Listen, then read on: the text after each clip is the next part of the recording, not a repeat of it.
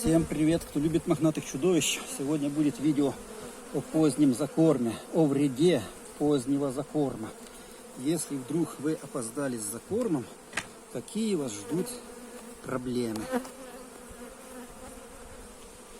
Ну, первая проблема, сразу ее все назовут, это излишний износ зимней пчелы. Потому что, как вы уже знаете из моих видео, кто смотрит канал, кто на него подписан, нету ленивее зверя на свете, чем зимняя пчела. Зимняя пчела — это такая ленивая тварюка, которую заставить работать практически невозможно. И это правильно, потому что зимняя пчела будет тратить свой ресурс уже весной. А весной у нее будет много-много работы. Так что если ваша пчелка хорошо поработает осенью и к весне выйдет уже охлявшей от работы с изношенным ресурсом, то скорее всего весной она нормально работать не будет.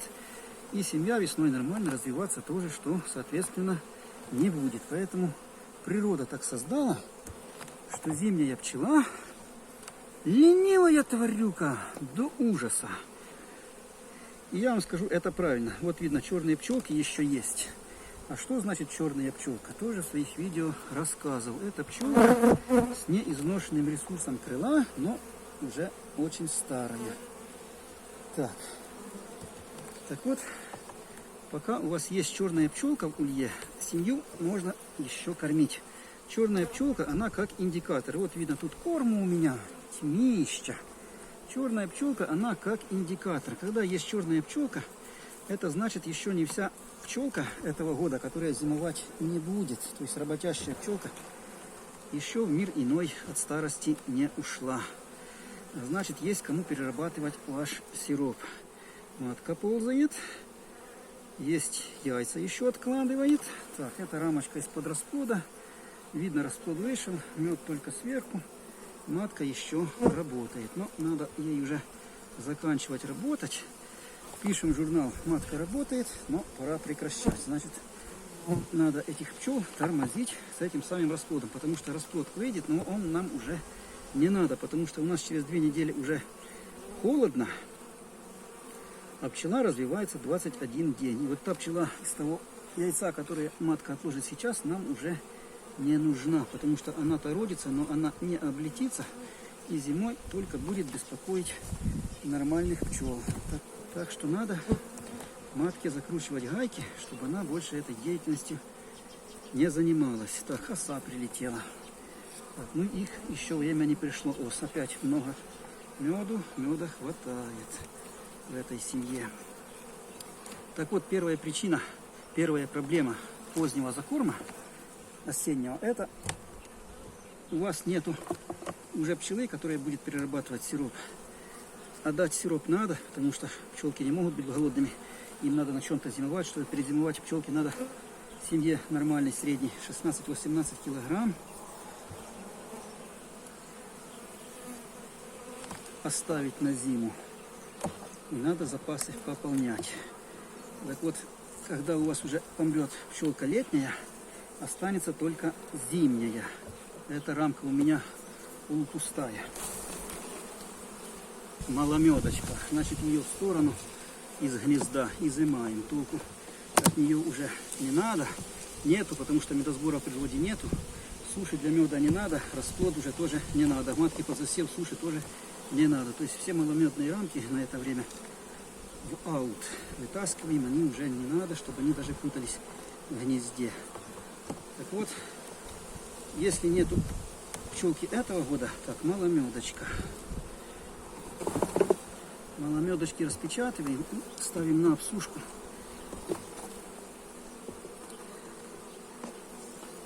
С этой стороны от стенки. Так вот, если нету летной пчелы, то придется мед перерабатывать, то есть ваш сироп пчеле зимней. Значит, она истратит свой ресурс. И весной тогда вас ждет неприятный сюрприз, слабое развитие пчелиной семьи, потому что зимняя пчела истратила свой ресурс. И вот вроде после зимы вышла нормальная семья, а тут бегом. И весной она растаяла. А почему так получилось? Потому что был поздний закорм. Так вот, поздний закорм вас ударит не столько осенью, сколько весной. Вот я ставлю тут с этой стенки 2-3 рамочки малометных с тем учетом, что когда я уже буду улья утеплять, я эти 3 рамочки вытаскиваю и сюда ложу утепляющий мат. Вот. А чтобы у меня было куда положить мат, я сюда ставлю малометки. Такие вот дела. Так, ну, в общем, корма в этой семье оса. Не успел. Корма в этой семье есть. Опять оса. Так, лезут улей. Вторая причина. Проблема, вернее, осеннего закорма позднего. Это то, что пчелы не успеют запечатать мед. Потому что, вот видно язычки. И вот эти язычки пчелы будут использовать для того, чтобы запечатывать мед. Так что вот так вот сдирать эти язычки не надо. Оставьте их пчелам. Увидите, как самым чудесным образом в октябре месяце эти язычки сами по себе пропадут. Потому что сейчас пчелы меда нет, ничего нет, а воск в природе есть. И вот пчелы сейчас шастают по пасекам, ищут, где бы украсть не меда, а воску. Это те, у кого воску не хватает. Сейчас пчелы собирают прополис и воск. Как это странно не звучит, потому что воск нужен для запечатывания незапечатанного меда. А когда у пчел выделяется воск, когда они выращивают расплод и собирают мед. Ну, с медом у них проблем не будет, потому что вы же будете их кормить, а вот с расплодом у них уже проблемы, потому что открытого расплода очень мало. Раз мало расплода, значит мало выделяется воска на восковых зеркальцах. А нету воска, не будет чем запечатать соты. А чем это вам грозит, если пчелы не запечатают мед? Это вам грозит крайне хреновой зимовкой. Потому что мед будет зимой незапечатанный бродить, выливаться на пчел, и это вызовет чрезмерное потребление пчелами мед, так называемый пчелиный жор. Ну, кому интересно про жор пчелиный, я с такой проблемой сталкивался, и ни в одной книжке я этого прочитать не мог, а сталкивался я несколько раз. И начал я за этим делом наблюдать и пришел к тому заключению, что во всем виноват незапечатанный мед. Так, в общем, незапечатанный мед в зиму – это большая трагедия, а пчелы его запечатать не смогут. Воску нету, поэтому поздний закорм еще чреват тем, что вы останетесь без запечатанного меда. Еще одна большущая проблема позднего закорма – это, как ни странно, воровство. Воровство будет процветать со страшной силой, потому что вы пчел кормите, запах сиропа распространяется возле улья, а пчелы, они как акулы. Они миллиграмм сахара чувствуют на большом расстоянии. Как только они почувствуют запах свеженького сиропа, не запечатанного, который благоухает из вашего улья через вентиляцию, все воровки ваши и ваш улей облепят и будут бомбить. И так может случиться, что от ваших пчел ничего не останется, его разобьют. А всему виной поздний закорм сиропом, потому что вы один такой успешный. Все уже покормили, а вы нет.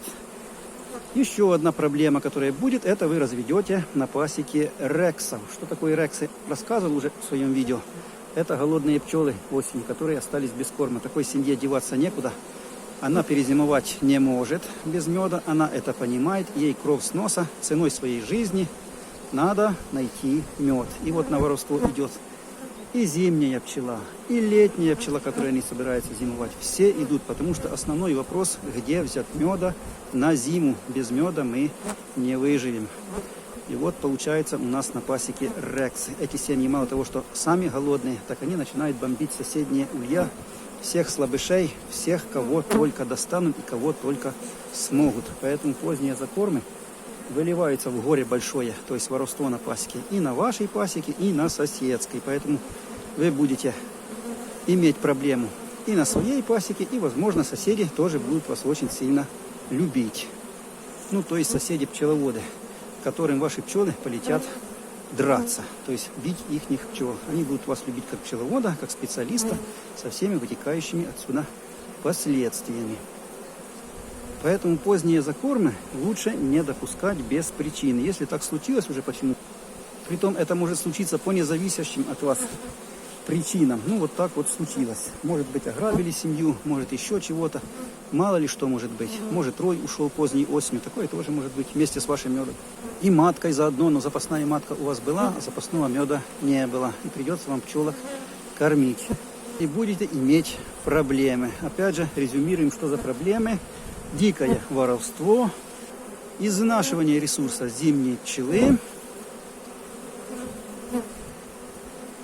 не запечатанный вовремя мед, то есть не запечатанный до зимы мед, что вызовет брожение меда, и жор у пчел. А жор у пчел вызовет неизбежно то, что они поедят все свои кормы посреди зимы.